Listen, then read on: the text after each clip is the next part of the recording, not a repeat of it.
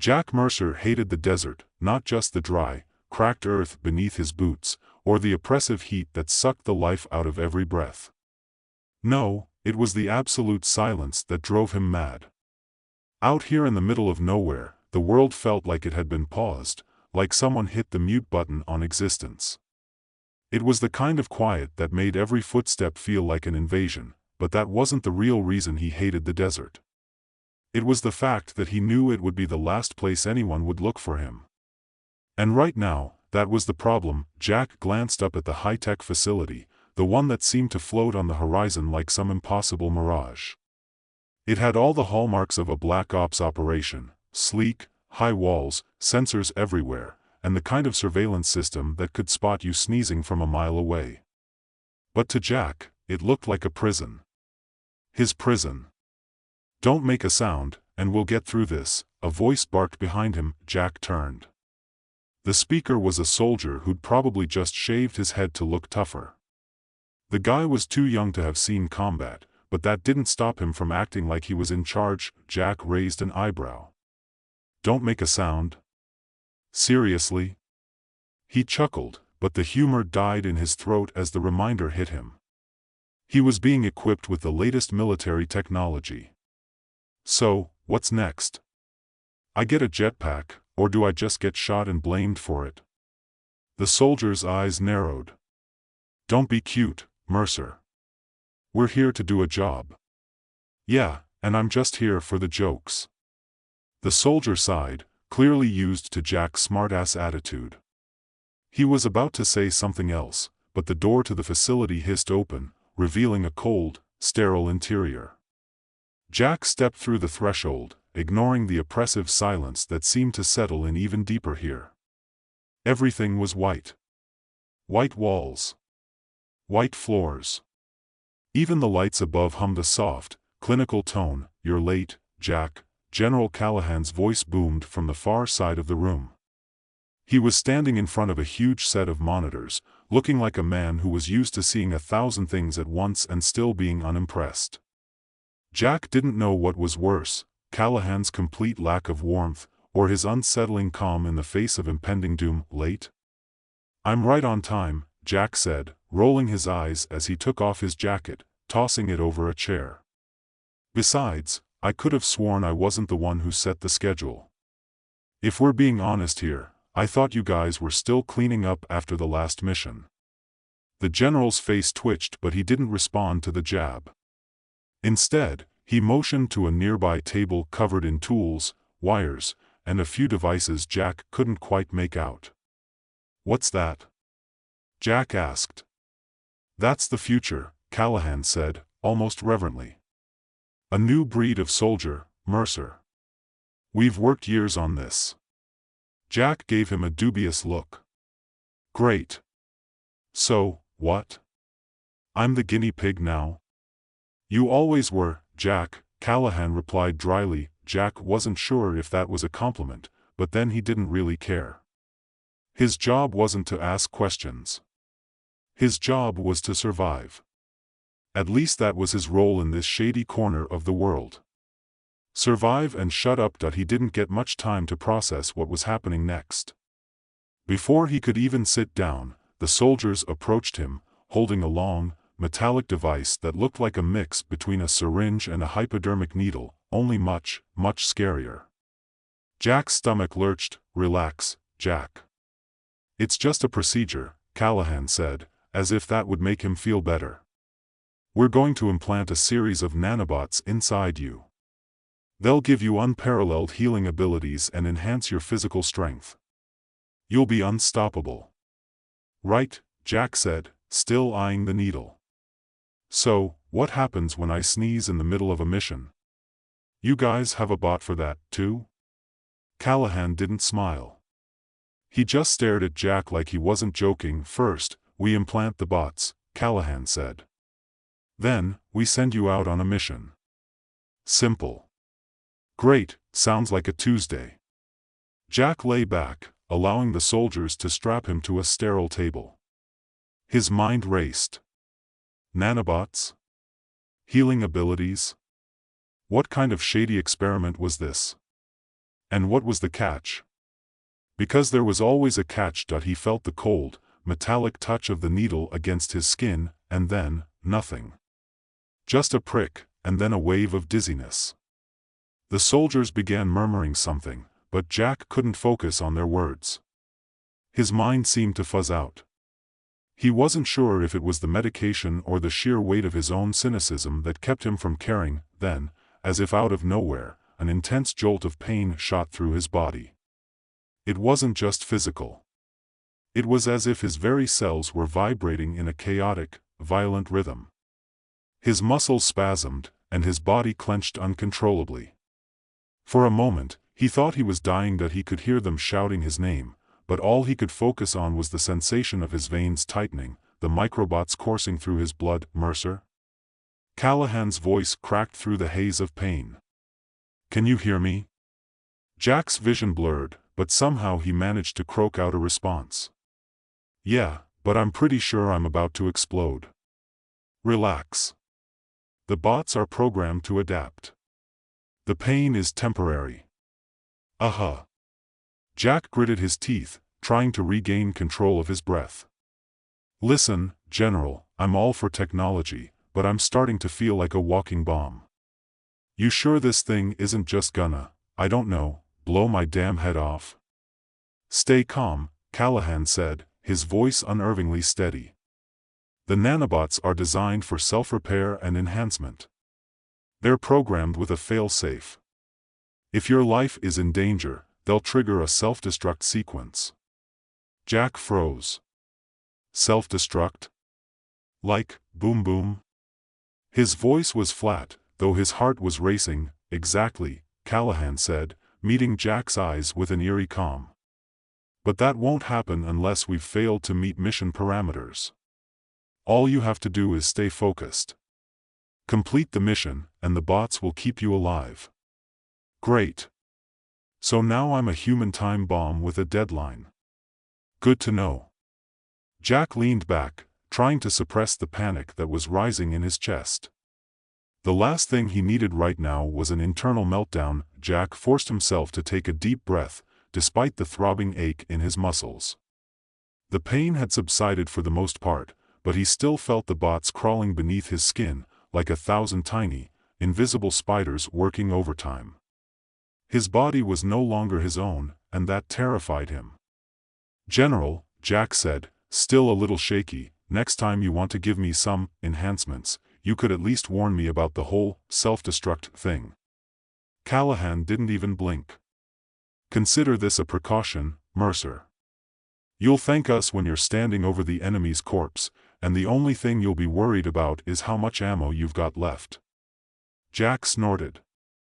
Yeah, that's great. Until one of my bot buddies thinks I'm a threat and decides to turn me into a pile of ashes. You're overthinking it, Callahan said, his tone dismissive. Just focus on the mission. The rest will take care of itself. Yeah, sure, Jack thought. He had a pretty good feeling things wouldn't take care of themselves, not with this much potential for disaster. But he wasn't going to argue. Arguing wasn't going to change anything. They had the upper hand here. All right, Jack said, standing up and shrugging off the strapping that held him to the table. What's next? Do I get a briefing, or do you just send me straight into a meat grinder? Callahan's lips twitched slightly, a hint of a smile breaking through his usual, implacable mask. You're not going to like it, but you don't have a choice. We've got a mission for you. High priority, and it's got your name on it. The intel you'll be extracting could change everything. Jack ran a hand over his face, trying to get his bearings. The room was still buzzing with the dull hum of machines and the occasional sharp click of keyboards. He was trying to make sense of it all, but his mind kept coming back to the one question that refused to leave him: what was really going on here? You mean this is all part of some covert op? Jack asked. I'm not just the guinea pig in a secret government science experiment. Callahan's eyes sharpened. What do you think this is, Mercer? Some sideshow for your amusement? Actually, I thought that's what it was, Jack said, flashing him a grin that was mostly just for show. At least until I started feeling like a walking bomb. Callahan ignored the comment and handed Jack a tablet. The screen flickered to life, displaying an image of a war-torn landscape. "This is where you're going," he said, pointing to the screen. "A country that's in the middle of a civil war. The target is a high-level rebel cell, one that has access to classified military data. We need you to infiltrate their base, extract the intel, and get out. Simple enough. You'll have backup." Jack eyed the screen, his gaze lingering on the grainy, pixelated image of the enemy compound. "Rebel cell, huh? Sounds like a Saturday night at the local dive bar." Callahan didn't seem amused. "You're a special kind of asset now, Mercer. The nanobots make you a weapon we can control, but you still need to do the job. Your backup will provide support, but the mission is yours. And this time, failure isn't an option." Jack's stomach tightened. The idea of failure was more than just an embarrassment. If things went south, the bots would decide his fate, not him. He had to be perfect, perfectly calm, perfectly precise. Any slip-up and they'd take him out. "So, what happens if I screw up?" Jack asked, trying to keep his voice casual despite the tightness in his chest. Callahan looked at him for a long beat, then said, "If you screw up, we won't be the only ones who know about it. The bots will react. They're programmed to protect you, unless your failure puts them at risk. If you fail in a way they can't repair, they'll initiate the self-destruct sequence. Fast, clean, and irreversible." Jack's blood ran cold. "So, I don't even get a second chance? One mistake and I'm toast?" "Exactly." Jack's stomach clenched, but he forced himself to keep his composure. This was worse than anything he'd faced in his years of military operations. Not only was his life on the line, but his own body could turn against him at any moment. He was like a living grenade with a malfunctioning fuse. "No pressure, I've got it," Jack said, standing up. "Mission, no screw-ups." "Got it." Callahan didn't respond to that. He just nodded sharply, a man who knew exactly how the game was played, and had no time for anyone who couldn't keep up. The chopper ride to the mission site was anything but smooth. The harsh, mechanical hum of the rotors drowned out any conversation, so Jack just stared out the small window, watching the desolate landscape below. His mind kept circling back to the same thing, the bots. The self-destruct sequence. As much as he hated to admit it, the idea of dying because of some microscopic robots inside him scared the hell out of him. But he couldn't afford to dwell on that. His mission was clear, and he had a job to do. The rebel base was located in the middle of a crumbled city, which meant he'd have to navigate through enemy-controlled territory and avoid detection. This wasn't going to be a simple extraction. It never was. The helicopter dipped sharply as it began its descent toward the landing zone. Jack's heart skipped a beat. A few minutes and he'd be on the ground, moving out. A few minutes and his life would be in his own hands again. But would it really be? Could he trust his own body to behave? The moment the chopper's wheels touched down, Jack was out of his seat and moving. His team, a squad of 4 highly trained operatives, followed him out, each of them geared up in tactical black. They moved in sync, like a well-oiled machine, and Jack fell into their rhythm. Despite the anxiety gnawing at him, he focused on what needed to be done. His team's leader, a sharp-eyed woman named Sergeant Lang, glanced over at him. "You good?" she asked, her voice low but firm. "Just peachy," Jack replied, forcing a grin. His palms were slick with sweat, but he didn't let it show. He was used to high-pressure situations. This was next level. Lang didn't seem convinced, but she nodded anyway. "We'll get through this, Mercer. Just keep it together." Jack nodded, his gaze fixed ahead. He could see the outlines of the rebel compound in the distance, crumbling buildings and makeshift barricades. This was where things could go south in a hurry. They moved silently through the shadows, sticking to the edges of the city, avoiding any patrols. Jack's heart pounded in his chest, and he could feel the nanobots in his bloodstream, like tiny electrical impulses, a constant reminder that any misstep could be his last. They reached the perimeter of the compound without incident. Lang signaled for them to halt, and the team spread out, each member taking up a position. Jack took a moment to check his gear, ensuring his weapons were locked and loaded, his comm unit operational. His fingers brushed against the tiny control device strapped to his wrist, the one that monitored his vitals, his bot activity. It was a direct link to the nanobots. He could feel them, always. It wasn't exactly comforting. Ready? Lang whispered. Jack gave a quick nod. Let's move. They infiltrated the compound with military precision. But the moment they breached the first building, Jack felt it. The distinct hum in his veins. The bots were reacting.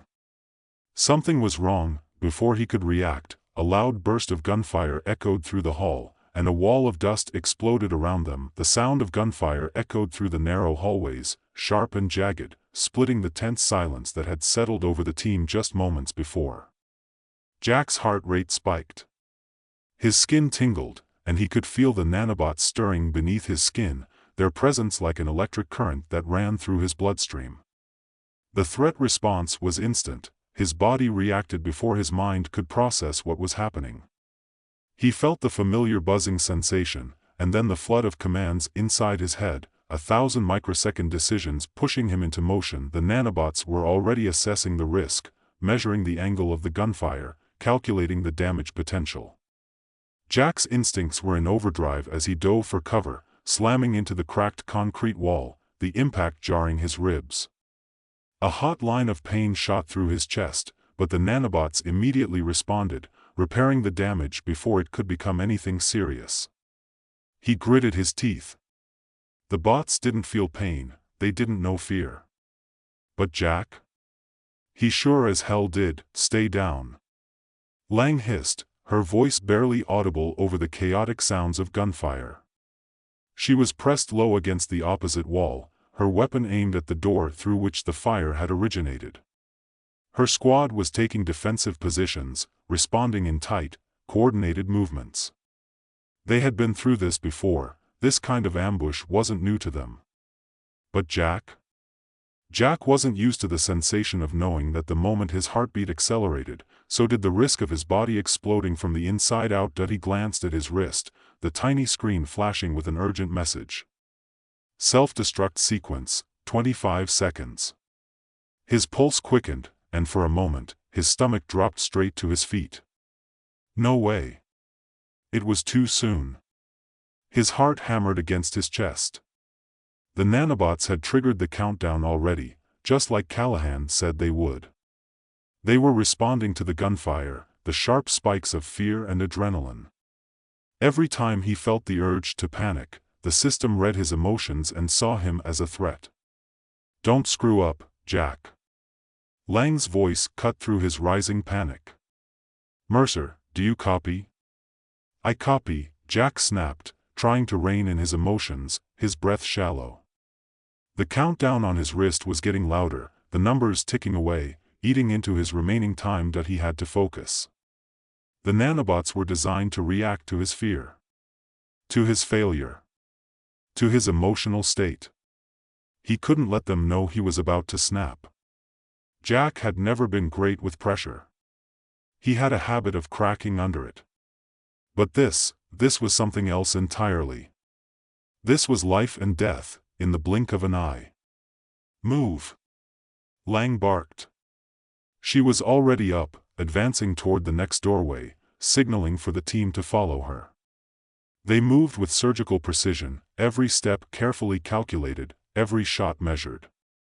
The rest of the squad cleared the hallway, systematically neutralizing threats from enemy soldiers who'd hidden behind debris and broken walls. Jack gritted his teeth, forcing himself to keep up, to be calm. He was no longer in charge of his own body. The nanobots were. And they were only interested in one thing, keeping him alive. keeping him functional, keeping him focused. Another round of gunfire rang out from the far end of the hall, slamming into the concrete just inches from Jack's head. The bots responded immediately, flooding his system with the kind of defensive surge that had saved his life 1,000 times before. But this time, something felt wrong. The surge was too fast. Too aggressive. The pain in his chest flared again, sharper this time, like a hot knife scraping against his ribs. And the countdown ticked faster. 20 seconds. Lang, we need to move. Jack shouted, pushing himself to his feet, ignoring the pain as best he could. The clock was ticking. Every second mattered now. They had to reach the control room. They had to extract the intel. He couldn't afford to let the mission fail. He couldn't afford to let the bots think he'd failed. We've got time, Mercer, Lang snapped, her tone hard as steel. We're getting you to the extraction point, now. Jack didn't wait for her to give the order. He moved on instinct, his legs carrying him faster than he thought possible. The nanobots were flooding his bloodstream now, working overtime, fueling his muscles, pushing him faster. But Jack wasn't sure how much longer they could keep it up. The pain was beginning to grow, rising in his chest, his limbs. The clock ticked closer, 10 seconds, and with it came the unmistakable sensation that his body was about to break down. That any misstep, any wrong move, would set the countdown in motion. As they turned a corner, Jack saw the control room door up ahead. A thick steel barrier stood between them and the prize. The intel. The data they needed. Lang was already ahead of him, sprinting toward the door, and Jack followed without thinking. Ready? Lang called over her shoulder. Yeah, Jack answered, though he wasn't sure if he was ready for anything at all. Lang slammed into the door with the force of a battering ram, a quick motion from the handle and a brief flash of effort, and then the door gave way with a metal groan. Inside was a small, dimly lit room filled with monitors, computers, and an array of blinking lights. It looked like any other tech-heavy control room Jack had seen before, only with a palpable sense of desperation in the air. One of the squad members, a man named Riley, was already at a terminal, typing furiously. His fingers danced across the keyboard, hacking into the system with a practiced hand. The room was silent but for the clacking of keys and the occasional staccato burst of gunfire from outside. Jack moved into the room, scanning his surroundings, eyes flicking from one corner to the next. His skin still crawled with the feeling of the nanobots shifting in his blood. 5 seconds. The pressure in his chest was unbearable now, a tightness that spread down his arms and into his legs. His vision blurred slightly, the room seeming to spin out of focus, and the sound of his own breathing grew loud and harsh in his ears. 3 seconds. Got it, Riley said, his voice calm. We have the data. Great, Jack said, forcing the words past the lump in his throat. He didn't know if the bots could hear him, but if they could, he wasn't taking any chances. The countdown was too close now. Too real. Lang turned to him, her voice firm. We move out. Now. Before Jack could respond, a gunshot rang out from the doorway. Lang's body jerked with the force of the impact, and she crumpled to the floor, a spray of blood staining the floor tiles beneath her. Lang! Jack shouted, instinctively reaching for his sidearm, his mind a haze of panic. But then the nanobots reacted. His chest was suddenly filled with the familiar surge of power, his muscles flooding with adrenaline, and his vision sharpened, focusing solely on the threat. The soldier who had fired stood in the doorway, his weapon raised, ready to fire again. But Jack was already moving. He didn't think. He just acted. His hand slammed into the soldier's chest, knocking him back with the force of a freight train. The man hit the wall with a sickening thud and collapsed. Jack's pulse hammered in his ears. He turned back to Lang. She was breathing, just barely, a ragged breath that came in spurts. Hang on, he said, reaching for her, his hands shaking as he checked her wounds. There was a lot of blood, but he couldn't afford to let himself panic. The bots were working on her, too, repairing the damage as fast as they could. Lang's eyes flickered open, her voice a whisper. "We've got what we need. Get out." Jack nodded, trying to steady his hands. He could hear the sounds of enemy soldiers moving toward the room, the floor shaking with the thud of their boots. "Time was running out. You stay with me, Lang," Jack said, pulling her into his arms, his heart still pounding. The bots surged through him, his muscles strong and steady, but inside, a terrible truth was clawing at him. He was running out of time. If he didn't make it out of here in the next few seconds, the nanobots would make that decision for him. 1 second. He heard it then. The telltale ping that meant his body had reached its limit. The self-destruct sequence was active, and then, everything went black. The blackness didn't last long. Jack's eyes snapped open, and the first thing he noticed was the pain. It wasn't the kind of pain that came from a wound, or even a bruise. It was deeper, a visceral kind of ache that radiated through his bones, his muscles. His body felt like it was on fire, but it wasn't the heat of an injury. It was the burning sensation of something inside him, something that wasn't supposed to be there. He took in a sharp breath, but it hurt too much. His ribs. His chest. His limbs. His entire body screamed at him to stop moving, to stay still. But Jack didn't listen. He couldn't. He had to get up. He had to move. The nanobots were still in control, still working, desperately trying to fix whatever damage had been done. But what had been done? He blinked, trying to clear his vision, and the room came into focus. Concrete walls, flickering lights. The sounds of distant shouting, of boots slamming against the floor, echoing from somewhere down the hall. The team. They were still here, still fighting. Lang. She'd been shot. No, she was still alive. He had to get her out of here. Jack tried to push himself off the cold, hard floor, but his legs buckled beneath him. His head swam. He felt like he was going to pass out again. The countdown. He remembered the countdown, the explosion that hadn't happened yet. Was he still alive? Was it too late? He reached for his wrist, the tiny device that monitored his vitals, his nanobot status. The screen was cracked, the numbers flickering erratically. But as his fingers brushed the interface, the device beeped back to life. Self-destruct sequence, standby. A cold shiver ran down his spine. He wasn't in the clear. The countdown had been paused, or, no, reset somehow. He looked around, frantic now. The room was a war zone. The squad had taken cover, firing back at the rebels who were pouring in through the doorway. Lang was still out cold, sprawled on the floor, her face pale but alive. Jack could see that the bleeding had slowed, thank God for the nanobots.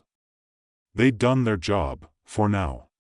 He staggered to his feet, ignoring the spinning in his head, pushing himself up using the edge of a table for support.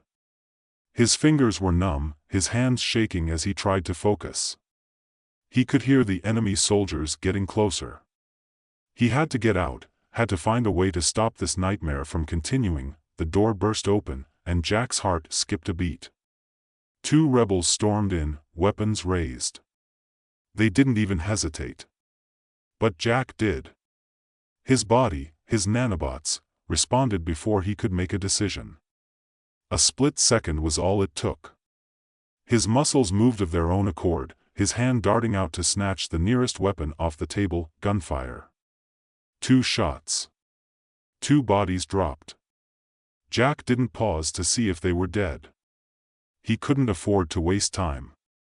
His legs felt like jelly, but he managed to push forward, towards Lang. His mind was screaming at him to hurry, but his body was betraying him with every step. The bots were fighting to stabilize him, but their grip was starting to slip. The damage to his body from the internal explosion had been more than just physical. His mind was starting to go hazy again, his vision flickering in and out like a dying light bulb. The nanobots were still working, still trying to keep him functional, but Jack was starting to feel the limits of their power. The rebels had regrouped outside the control room, the sounds of their chatter filtering through the door. Jack crouched low beside Lang, checking her pulse once more. It was weak, but steady. Thank God. She wasn't gone.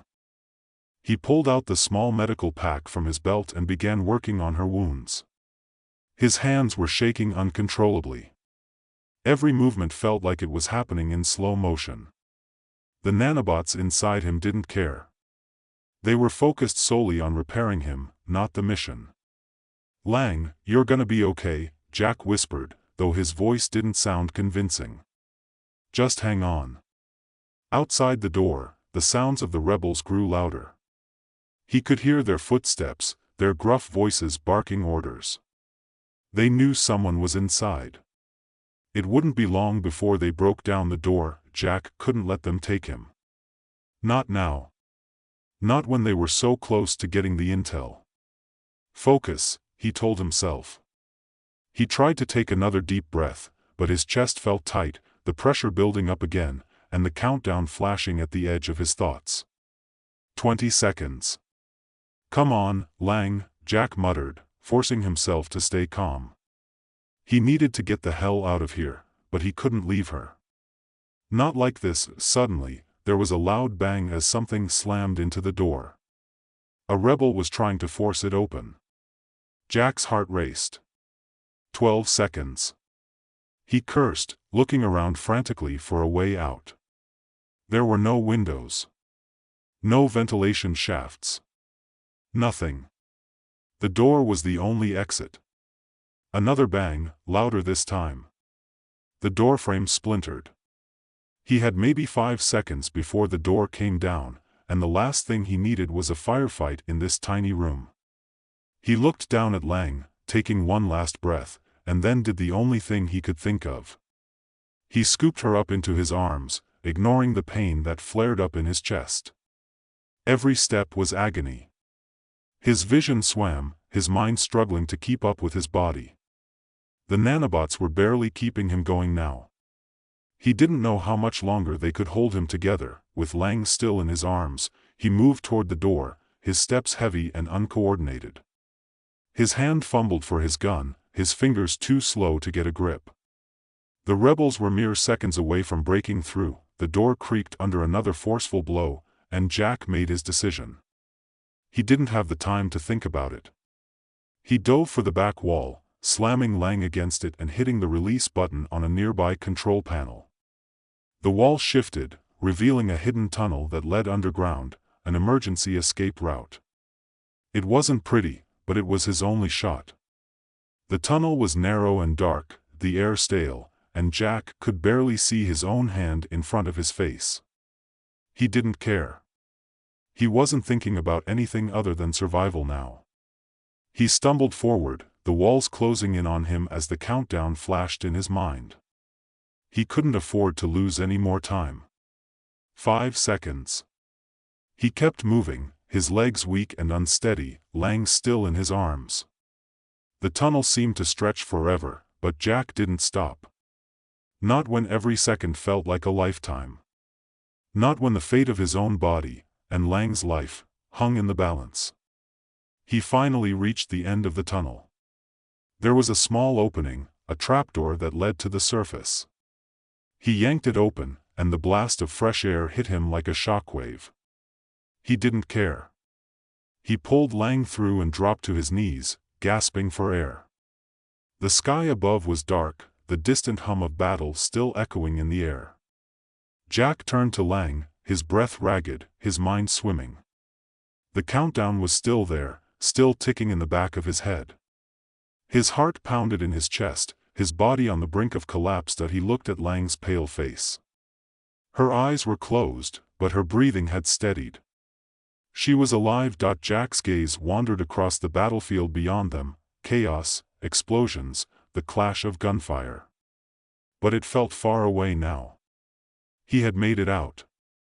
For the moment, He was still alive, but how long would that last? The countdown didn't stop.